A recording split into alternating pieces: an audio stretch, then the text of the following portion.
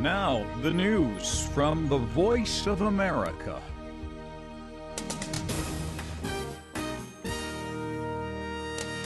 Islamist protester dead in clash with police near Tunisian capital. And researchers say a simple route may help millions. I'm Christopher Cruz reporting from the VOA News Center in Washington. An Islamist protester was killed Sunday in clashes with police near the Tunisian capital, Tunis. Activists clashed with police in two Tunisian cities after the government canceled a planned meeting of thousands of members of the Ansar al-Shariah Muslim group. The government said the conference would threaten public order. Ansar al-Shariah openly supports the al-Qaeda terrorist group. Syrian state television says government troops entered the rebel-controlled town of Qusair on Sunday, continuing their fight to end the now 2-year-long rebel uprising. The soldiers have been trying for weeks to recapture the important town. Qusair connects the capital, Damascus, to the Mediterranean coast. Hundreds of people attended the funeral on Sunday of a Pakistani politician who was shot and killed in the city of Karachi late Saturday. Zahra Shahid Hussein was killed by two gunmen outside her home. She was the vice president of a Pakistani political party. Nigeria's military says its troops have killed 14 members of the Boko Haram militant group and have arrested 20. 3 soldiers were killed, 1 is missing, and 7 were wounded in fighting over the weekend. The military is going after the al-Qaeda-linked group in the country's northeast.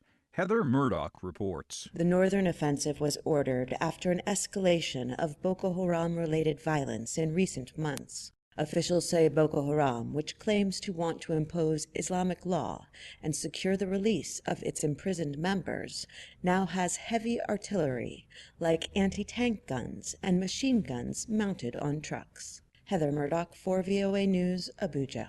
The Nigerian military says this is the largest offensive against the Boko Haram militants since the northern insurgency began in 2009. Chinese Premier Li Keqiang is in India on the first day of a planned 3-day visit. The trip comes less than 2 weeks after the peaceful end of a border dispute between the two countries in the Himalayan mountains. North Korea fired a short-range missile into waters off its east coast on Sunday. It's the 4th time it's done that in the past 2 days. It follows 3 coastal launches on Saturday. That American embassy worker accused of spying has left Russia 5 days after he was ordered to leave the country. Ryan Fogel was shown by Russian television Sunday at Moscow's Sheremetyevo International Airport. It's not clear where Mr. Fogel was flying to. President Obama will speak to students at the National Defense University in Washington this week about fighting terrorists and how the United States will use drones in that fight. Burmese President Thein Sein will meet with President Obama at the White House Monday. They will talk about Burma's move toward democracy after almost 5 decades of military rule. It is the first time a Burmese head of state has visited the United States in almost 50 years.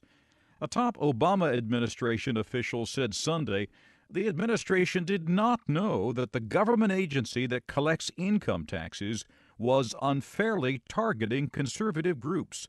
The VOA's Michael Bowman reports. The Internal Revenue Service has admitted to singling out conservative political groups for heightened scrutiny in recent years. The IRS is a politically independent agency within the Treasury Department, headed by a member of the president's cabinet. And so the question arises, did the White House know of improper IRS behavior? White House senior advisor Dan Pfeiffer says no. The first that the White House made aware of it was from the Treasury Department a few weeks ago. And not the details of what happened, but that an independent investigation was about to conclude. White House assurances do not satisfy Republican Congressman Paul Ryan. What we do now know is that for roughly 2 years, the IRS was targeting Americans based upon their political beliefs. So we're going to continue this investigation to get to the bottom of this. Michael Bowman, VOA News, Washington. And finally, researchers say the spicy root ginger may help some of the 300 million people worldwide who suffer from asthma. A study at Columbia University found that ginger can help medicines that relax the muscles that narrow breathing tubes do their job. When the tubes are opened up, air flows in and out of the lungs more easily. The researchers say they plan to study whether a spray to deliver the ginger might help people who are having an asthma attack. And that's the news at this hour from the Voice of America. For more on these and other stories anytime from around the world, go to voanews.com. I'm Christopher Cruz, VOA News, Washington.